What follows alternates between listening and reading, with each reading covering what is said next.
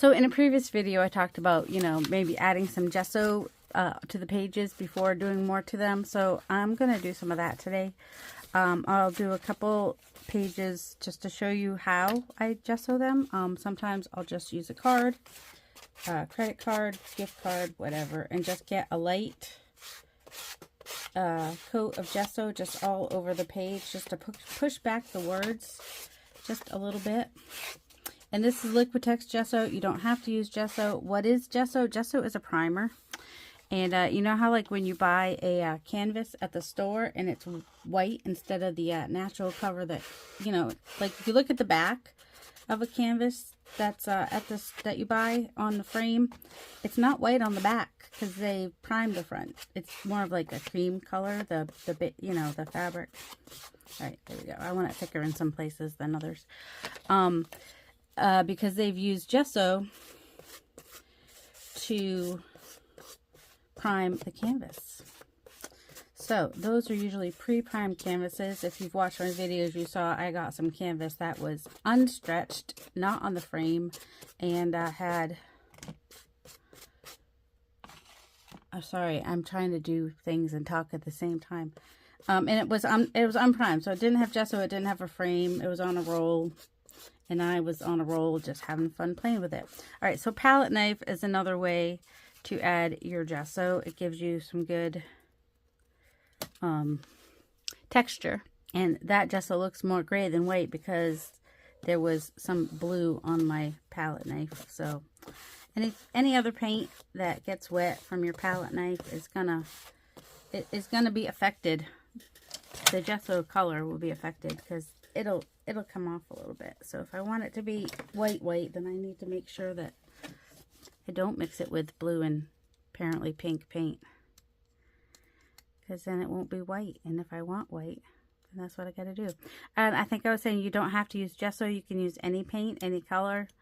But you want to do a thin layer if you want your words to show through, because kind of the point of using a book is so you're starting with a background already. But you don't have to have the whole background show. So, and of course you can use a brush, you can use a brayer. I'll try to do some of those techniques. And I like the look when I just kind of flatten that in there. Oh, it's too much. And just kind of flatten it on here and just kind of, with my flat palette knife, just move it around. And maybe, this gesso is like almost 5 years old, so it doesn't last forever. It gets a little chunky after some time. So then there's that page. And then another thing I was doing, oh my goodness, well, we won't worry about that. I was taking my card and kind of do like the birch tree method here and doing some stripes, kind of keeping those stripes a little bit on the wet side. Just kind of gives a little bit of a grungy look. I was doing it with the blue earlier. Just kind of get some on there, and then just kind of off to each side. And it would show more if I was using a color, but that's all right. It just gives a little hint of color and gives a nice kind of cool grungy look. Even though we're not doing birch trees, it's okay. We're just getting paint somewhat on there. The paint doesn't have to be on there all the way. All right, I got to dry some pages. And of course you can go more traditional and just brush the paint on. Doesn't have to cover the whole page. It can just cover part of the page, depending on what you're doing. I mean, some people might want to cover the whole page. I'm just getting some interest on there so that whatever my next layer is, there's something different in the background. Like if I add paint, there'll be a little bit of white in the background. If I add inks, that's going to affect it even more. If I add, because the ink will take differently on the gesso or paint than it will on the book page. And if I, you know, just adding more layers is just going to be fun. You can even do your mark making with the gesso if you want it to be super subtle. You know, like that I did in the previous video where I was just doing the, and then I could add more layers on top of that too. The pages are getting stuck together. Gee, I can't imagine why. So if you just want like really subtle background pages, that'll do it. That'll just give you, if you don't want to add all the colors, maybe you're more into the neutrals. White's a neutral. If you do it on the edge of your page, you're going to have this problem I've been having where my pages stick together, but you know, that's alright. Probably won't even get that page out of there anyway, but you know, why not go all the way to the edge? And what I meant by the edge comment is that when I tear these out, they're not going to tear out perfectly even. So that painty bit that I tried to paint on on the spine edge there may not matter. So the fun thing about this is I've now got a book of collage papers to play with. That was Rachel's idea. I don't know whose idea it was before that. I mean, I've been doing that with collage, so not with collage, with why did I pull out this one? I don't know. This is a dirty, of course that's another thing you can do, is take other color paints and just, that's one grungy thing you can do. It'll ruin your brushes, but you definitely get a grungy look by doing that. I was gonna fill my water, that's right. Does anybody know what I was saying? I don't know. I really don't. I have no idea. Somebody will say and they'll be like, oh yeah, okay. That's kind of what I was saying. Let's see. I hate when that happens, when my brain does that, because then I'm like, oh, I'm stuck now. My brain is super stuck, and I don't know where to go from here. All right, I'm going to cover some more pages in gesso and then come back and do another layer. All right, I'm going back through and putting some gesso on some of these other pages too, to just kind of push it back a little bit. Now, any of the pages where I use the Tombow markers, it's going to move. Which is okay. It's just going to make my gesso a little bit of whatever color pen I used. But, you know, just kind of pushes it back a little bit, which is cool. And I don't mind that moved. Wipe that off if I don't want to get pink on the next one. But I'm pretty sure that was a Tombow pen. So if I want to go and think maybe this one was the oil marker one. So it shouldn't move. It's supposed to be permanent. But if I want to push it back a little bit, I can just come in with a credit card, a brush, fingers, I don't know, use whatever you want. I like a palette knife. I just kind of wipe it flat like that, and I get some interesting results. I really like where it kind of like skips a little bit in places. All right, so when I'm talking about how gesso and inks react, how inks react differently on gesso than on regular paper, this is what I'm talking about here. Because often the gesso will kind of act as a resist. So you can see it's darker on the gesso here than it is on the paper. Of course, if I spray it darker on all the places, that'll affect it. Let me dry this real quick. I'm going to also dab it a little bit because that is a thick layer and it's going to take a long time to dry. But once it's dry, I should be able to show you what I mean. All right, I tried it out in both books because the pages in the books are very different from one another. So hopefully you can see the gesso compared to the paper on this one. That was really thick gesso, so it's not as easy to tell. This one had some gesso. It turned a little blue, had that gray on top. Looks more gray there than the blue. Let's see here. On this one, you can kind of see the texture of the gesso here and there. But the thing is, this is what it looks like with no gesso. So these book pages actually take ink interestingly anyway. If you want to do like a book of inks, just be careful because it's going to weaken your spine. So I'm drying in between each page, and I think that's helping because if you remember my rainbow book, I didn't really dry them in between, not well anyway. And then in this book, this is one where I had kind of like stripes that I did. So you can see how it took differently on the gesso and the paper. And, you know, that's why I do that. I had a page back here where I just did the ink. So that's with no gesso. Still interesting. All good ways and methods to do things.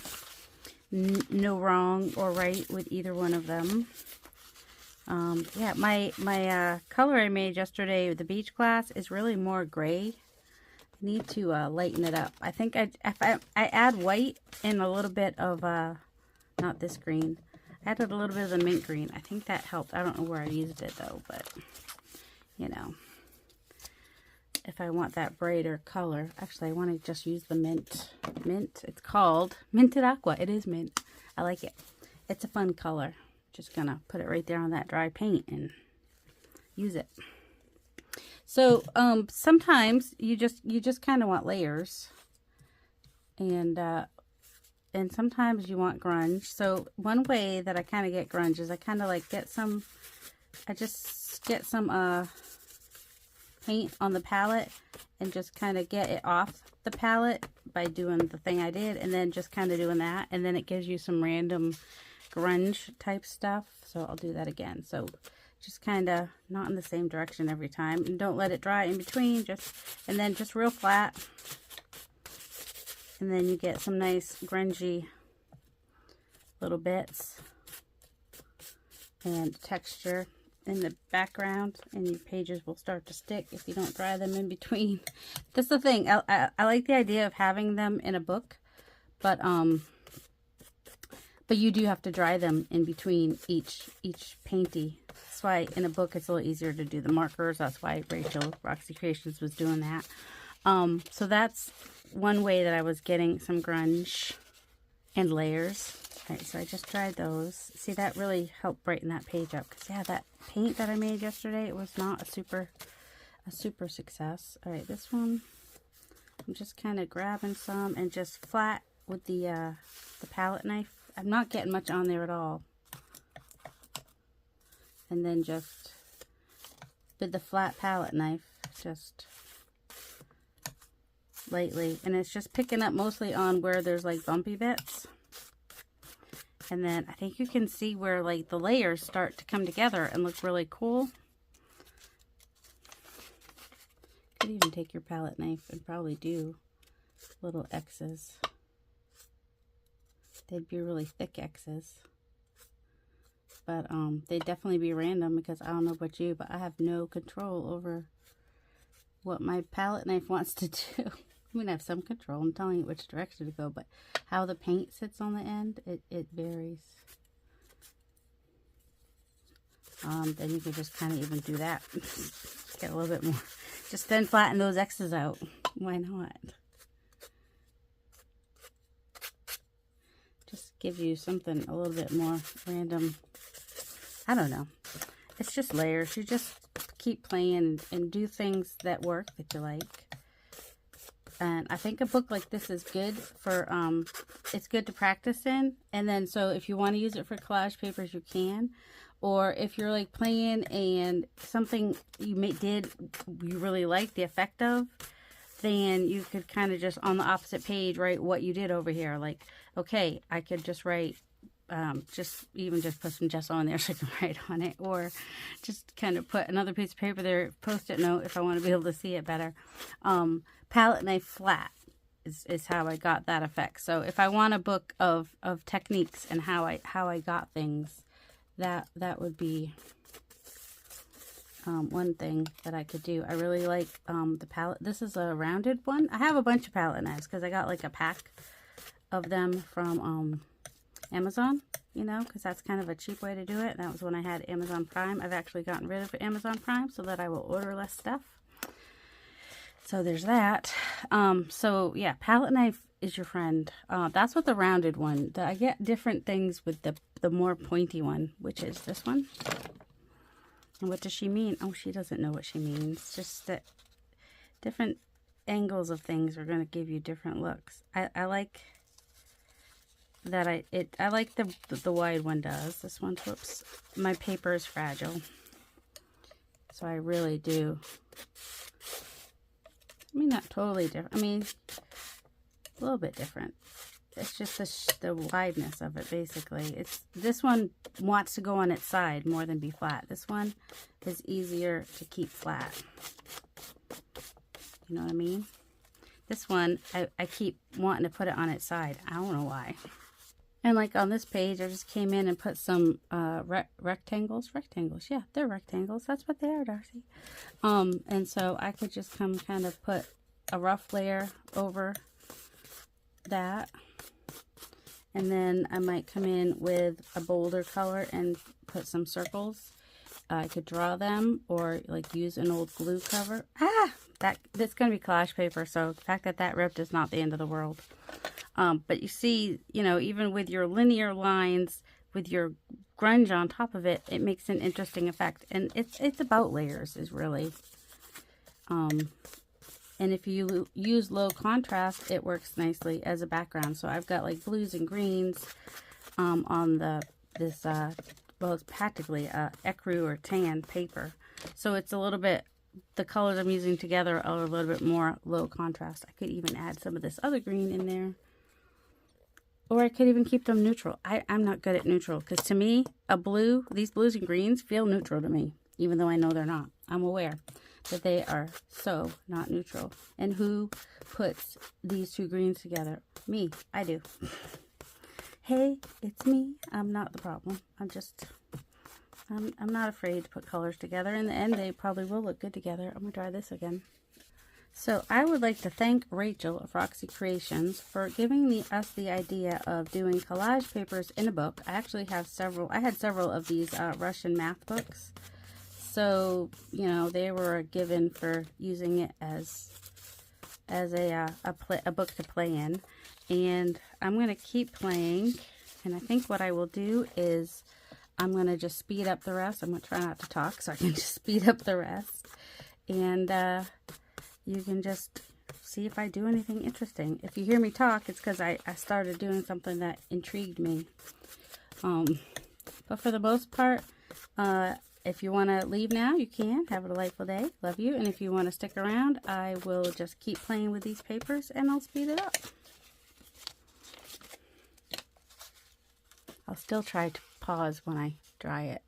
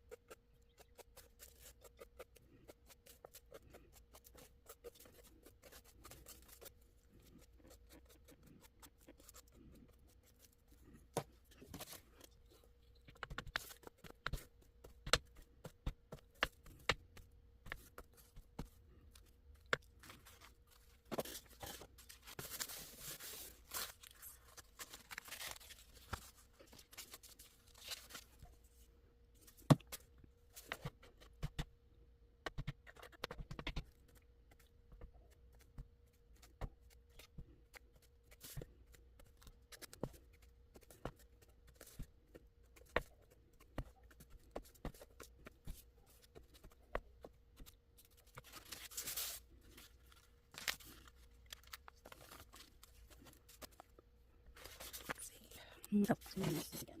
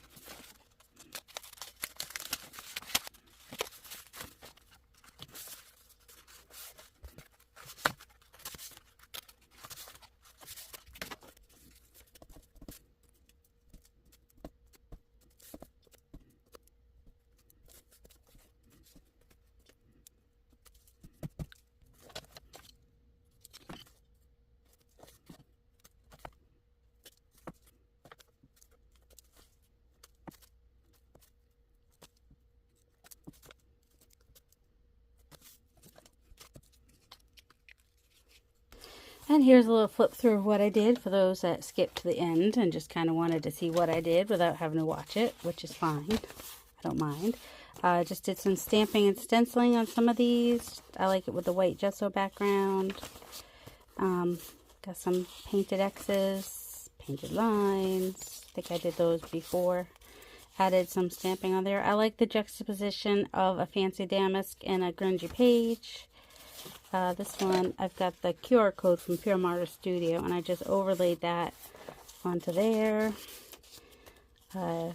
Used the Charcoal pen for that, and that Charcoal, now what is it called? Stencils, white chalk paint.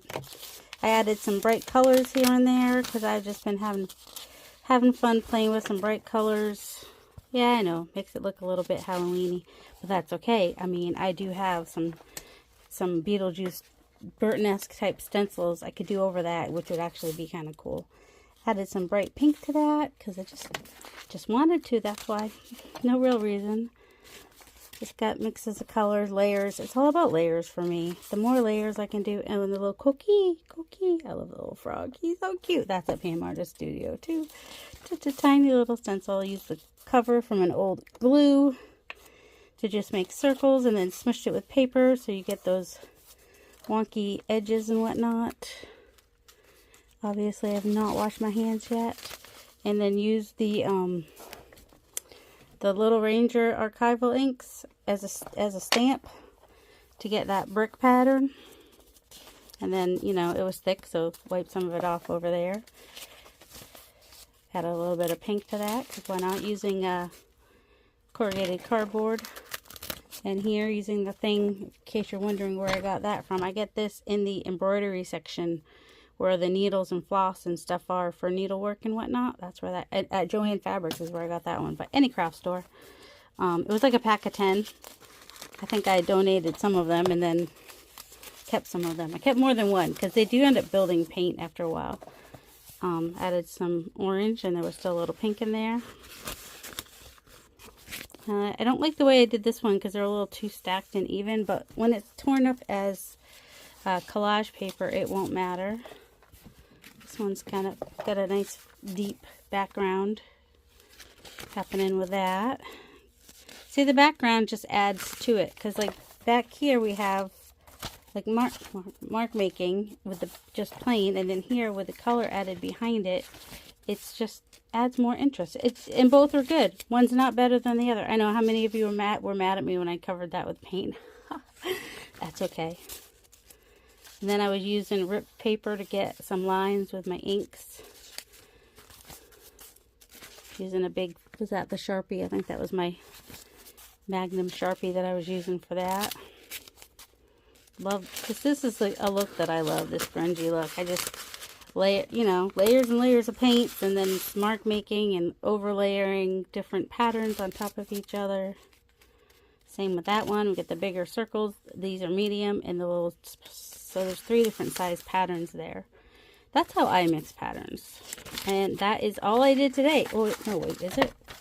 Maybe, maybe not. I don't, oh, nope. The pages are just sticking together. This is already fragile paper to begin with, but, so I really like this idea of having a bunch of painty papers in a book. It gets thick as you go along. It looks really cool. You just have to dry the pages in between, or they will stick to each other. And if it's humid, they probably will still stick to each other. And then if you watch the previous video where I did mark making on pages, yeah, I got just a lot of collagey bits to play with in this journal now, and I'm loving it. So thanks for the idea, Rachel. Have a delightful day, guys. Love you.